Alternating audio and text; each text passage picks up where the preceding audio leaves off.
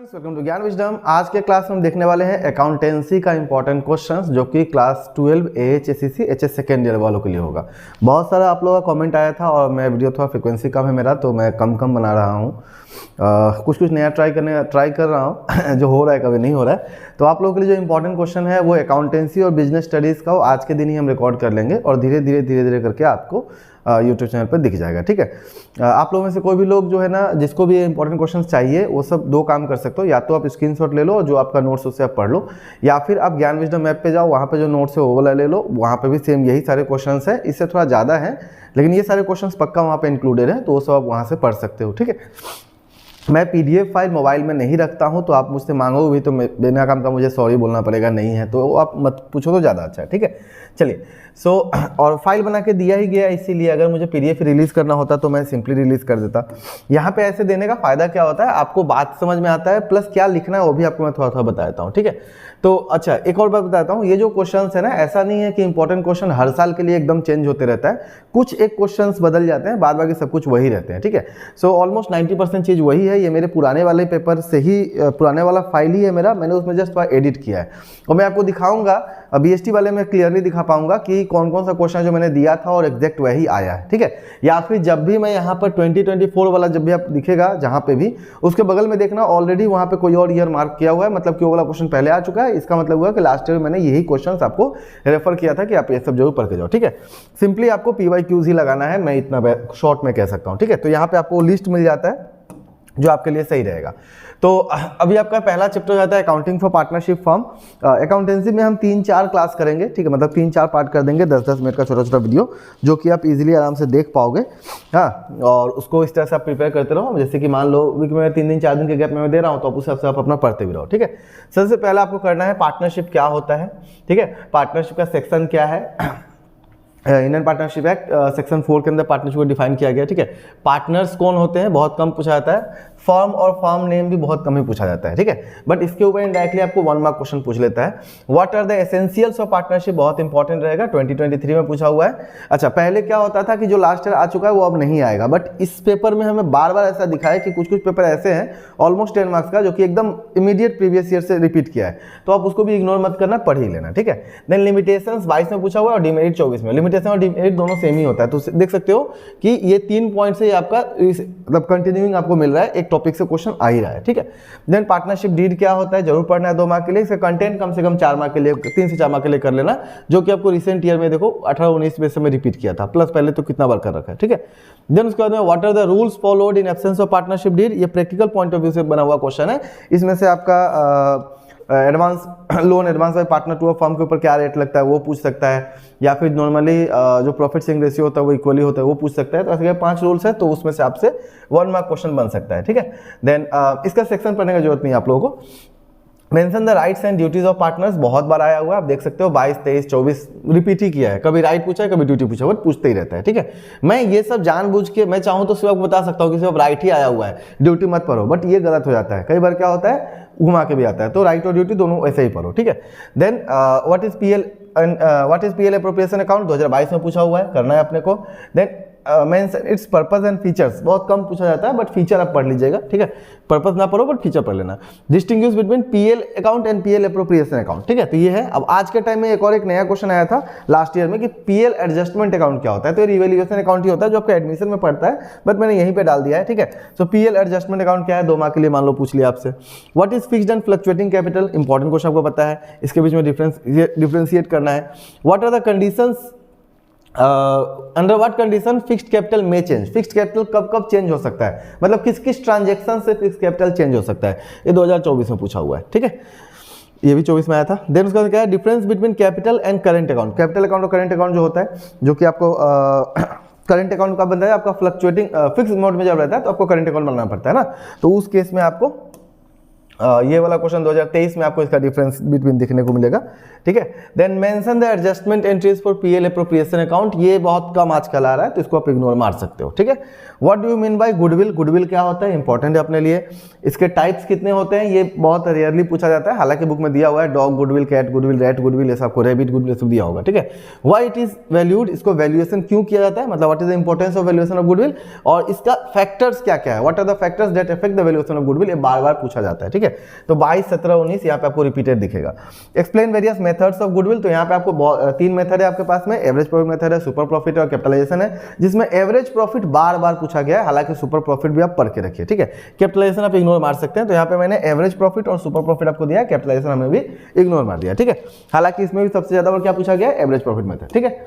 अच्छा, जब average profit method जब पूछा जाता है, तो हम जब टेस्ट ले रहे थे अपने क्लास में, तो स्टूडेंट ने आंसर सिर्फ एवरेज प्रॉफिट का बता दिया कि भाई total profit divided by number of years, ऐसे नहीं, ये तो सिर्फ हो गया average profit. Valuation of goodwill कैसे हो रहा है, goodwill is equal to number of years purchased into average profit, तो ये पूरा आपको बताना है, ठीक है। हो सके तो अगर ज्यादा बड़ा क्वेश्चन है तो एग्जांपल देके बताओ, नहीं तो एटलीस्ट फॉर्मूला लिख दो ना, मीनिंग लिखना है तो फॉर्मूला लिख दो, तो ज्यादा अच्छा रहता है आपका आंसर, ठीक है। दूसरा चैप्टर में आते हैं रिकॉन्स्टिट्यूशन ऑफ पार्टनरशिप। यहाँ पे आपका एडमिशन, रिटायरमेंट और डेथ, मैंने तीनों को एक साथ ही जोड़ लिया है, ठीक है। सबसे पहला है रिकॉन्स्टिट्यूशन ऑफ पार्टनरशिप फॉर्म क्या होता है, ठीक है। अच्छा, रिकॉन्स्टिट्यूशन का मतलब सिर्फ एडमिशन नहीं होता है, ये हमारे भी हमने जब आंसर चेक किया तो हमें पता चला, मतलब हमने देखा था गलती। तो रिकॉन्स्टिट्यूशन के अंदर में कोई भी चेंजेस फॉर्म के अंदर होता है तो रिकॉन्स्टिट्यूशन ही हो रहा है, ठीक है। तो उसमें एडमिशन, रिटायरमेंट, डेथ सब का सब आ जाता है, ठीक है। Under what situations it can take place, तो यही सब सिचुएशंस है और क्या होंगे, okay. Then what is revaluation account, ये 2023 में पूछा हुआ कि रीवैल्यूएशन अकाउंट होता है क्या है और क्यों, why assets and liabilities are revalued, कभी कभी पूछेगा at the time of admission ना, या फिर कभी कभी ऐसे ही पूछ दिया जाएगा, तो आपको उसके हिसाब से अपना आंसर को दे देना है, ओके। मोर और लेस आंसर सेम ही होता है। What is sacrifice and gaining ratio, sacrificing ratio और गेनिंग रेशियो क्या है, इसका डिफरेंस क्या है, इसमें आपको डिफरेंस दिखता है बार बार कि गेनिंग रेशियो और सैक्रिफाइसिंग रेशियो का डिफरेंस क्या होता है। तो आपको पता है कि एडमिशन के टाइम में हम सैक्रिफाइसिंग निकालते हैं और रिटायरमेंट के टाइम में हम गेनिंग निकालते हैं, ठीक है ना। देन हिडन गुडविल क्या होता है, अब इसके ऊपर प्रैक्टिकल क्वेश्चन भी बनता है हिडन गुडविल का, बट आपके सिलेबस में ऐसे पूछा नहीं जाता एग्जाम में, आप क्योंकि आपका एग्जाम का पैटर्न थोड़ा सा प्रेडिक्टेबल है, बोल सकते हैं ना। सो हिडन गुडविल क्या होता है और जॉइंट लाइफ पॉलिसी क्या होता है, आप इसका मीनिंग पढ़ लीजिएगा, ओके। मैं जितना थ्योरी दे रहा हूँ इतना अगर आप थ्योरी अगर कंप्लीट कर लेते हो चैप्टर वाइज, तो आपका आराम से अप टू 50 या हम बोल सकते हैं 50 प्लस, क्योंकि आपका 20 मार्क का प्रोजेक्ट भी रहता है, तो ऑलमोस्ट 70 तक आप पहुंच जाते हो। क्योंकि हमारे यहाँ पे क्या है ना, बस एक फाइनल अकाउंट जो है वो पक्का प्रैक्टिकल रहता है, बाद बाकी सब में मोर और लेस थ्योरी आपको मिल ही जाता है, ठीक है। तो बस उसको छोड़ के मोटा मोटी आप बहुत ज़्यादा मार्क्स जो उठा सकते हो। मैं तो बोलूँगा अगर आप सही से लिख पाओगे तो आपको लेटर भी आ सकता है सिर्फ थ्योरी पढ़ के, बट फ्यूचर के लिए सिर्फ थ्योरी पढ़ के लेटर लाना अच्छा बात नहीं है। अभी तो आप 12 में लेटर ले आओगे, बट बीकॉम में आप नहीं, मतलब अच्छा नहीं परफॉर्म कर पाओगे, स्पेशली अगर आप असम से बाहर जाकर पढ़ रहे हो तो, ठीक है। जीयू में तो फिर भी मोर और लेस थ्योरी हम लोग को दिख ही जाता है, ठीक है। अब वहाँ पे आप कितना थ्योरी रट्टा मारते हो, क्या पढ़ते हो, आपके ऊपर है। देन दूसरा आपको यहाँ से पढ़ना है रिटायरमेंट से, what is retirement, retirement partner क्या है, cause and effect of retirement, क्या होता है इफेक्ट, क्या कारण होता है रिटायरमेंट का, ठीक है। और ये बहुत इंपॉर्टेंट क्वेश्चन है, how amount due to a retiring partner is calculated, एक रिटायरिंग पार्टनर का जो अमाउंट ड्यू अमाउंट है वो कैसे आप कैलकुलेट करते हो, इसको निकालने का जो तरीका है वो आपको करना है 5 मार्क्स क्वेश्चन के लिए, कभी कभी 8 मार्क में भी पूछ सकता है, बट 5 मार्क के लिए जरूर करके रखिए, ठीक है। Then how the amount to executors of deceased partner, ये हो गया आपका डेथ से, ठीक है। वही रिटायरमेंट में था, रिटायरमेंट और डेथ में बस यही अंतर होता है, रिटायरमेंट हम लोग खुद से लेते हैं और डेथ जो होता है अपने आप होता है, बट जो प्रोसेस है मोटा मोटी सेम ही है। तो एग्जीक्यूटर ऑफ डिसीज पार्टनर का मतलब जो मर गया पार्टनर, उसको जो अमाउंट पैसा जो देना हो कैसे कैलकुलेट किया जाएगा, तो वो मोर और लेस इससे एकदम इस क्वेश्चन से रिपीट ही मतलब सेम ही होगा, ठीक है, सिमिलर होगा। Explain the provisions of section 37 of the partnership act regarding the payment. अच्छा, इसमें थोड़ा रूल दिया गया है, तो हो सके तो पढ़ लेना, 14-16 में पूछा था, उसके बाद तो आपसे नहीं पूछा गया, ठीक है, बट पढ़ के रखोगे तो अच्छी बात है, okay. How disease partner share, ये वही बात है जो डिसीज पार्टनर है, तो यही वाला बात है, ठीक है। Then dissolution of partnership form, okay. So ये मैं आपको फर्स्ट पार्ट का आज दे रहा हूँ और एक और क्लास में मैं आपको सेकंड पार्ट का दे दूंगा, हालांकि हो सकता है सेकंड पार्ट में 2 बने क्योंकि उसमें ज्यादा है आपका थ्योरी, वहां से थोड़ा ज्यादा ही पढ़ना चाहिए। What do you mean by dissolution of form, dissolution of form और डिसोल्यूशन ऑफ पार्टनरशिप, दोनों में अंतर होता है। डिसोल्यूशन ऑफ पार्टनरशिप और डिसोल्यूशन ऑफ फॉर्म दोनों में अंतर होता है, दोनों का मीनिंग पढ़ना और दोनों का डिफरेंस भी पढ़ना है। डिफरेंस कम से कम 5 मार्क के लिए पढ़ लेना है, ठीक है। डिस्टिंग्विश बिटवीन देम 5 मार्क के लिए, देखिए 22-24 में रिपीट किया है, हाँ। देन उसके बाद में देखो 20 में भी आपको दिख रहा है, ये थोड़ा आगे पीछे है बट आया हुआ क्वेश्चन है, okay. What are the various methods of dissolution of partnership firm, तो यहाँ पे आपके बुक में आपको 5-6 मेथड दिख जाएगा।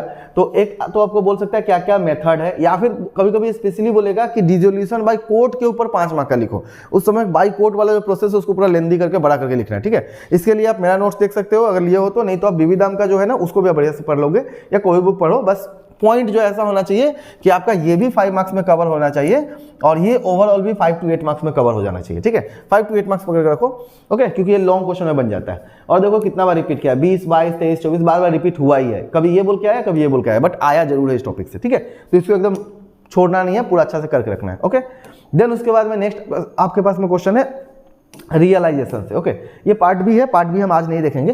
What is realisation account? Realisation account क्या होता है? जैसे रीवैल्यूएशन अकाउंट पूछ सकते हैं, व्हाट इज रिवैल्यूएशन अकाउंट ना, revaluation of assets and liability जहाँ पे हमने किया था, वही उसी तरह से यहाँ पे क्या रियलाइजेशन। आपको पता है कि रिटायरमेंट के टाइम में डिसोल्यूशन के टाइम में क्या होता है, सबसे पहले सारा जो भी एसेट्स होता है और लायबिलिटीज होता है फॉर्म का अदर देन कैश, उसको हम लोग रियलाइजेशन अकाउंट में ट्रांसफर करते हैं। तो क्या होता है, कैसे बनाया जाता है? मेंशन इट्स ऑब्जेक्टिव्स, इसके ऑब्जेक्टिव्स क्या क्या है? Distinguish between realisation and revaluation. ठीक है, रियलाइजेशन और रीवैल्यूएशन का डिफरेंस एकदम इंपॉर्टेंट क्वेश्चन है, जरूर देखना, छोड़ना मत इसको। ठीक है, how are the account settle between the partners on the dissolution of partnership firm? तो जब फर्म अगर डिसॉल्व हो रहा है तो उस केस में पार्टनर्स को पैसा कैसे दिया जाएगा, वो वाला जो प्रोसेस है वो आपको एक बार पूछा होगा 2015 में, उसके बाद नहीं पूछा होगा। ठीक है, सो आई होप आपको इतना क्वेश्चन समझ में आ गया होगा। अभी तक मैं ऐसा आपको बोल सकता हूं कि इधर में आपको 2 क्वेश्चन है। ठीक है, इस पेज में मोटा मोटी आपको, मैं इसको थोड़ा छोटा कर देता हूं, इस पेज में इधर से हो गया 6 7 और इधर में 2 9 और 2 11, इधर में 11 हो गया,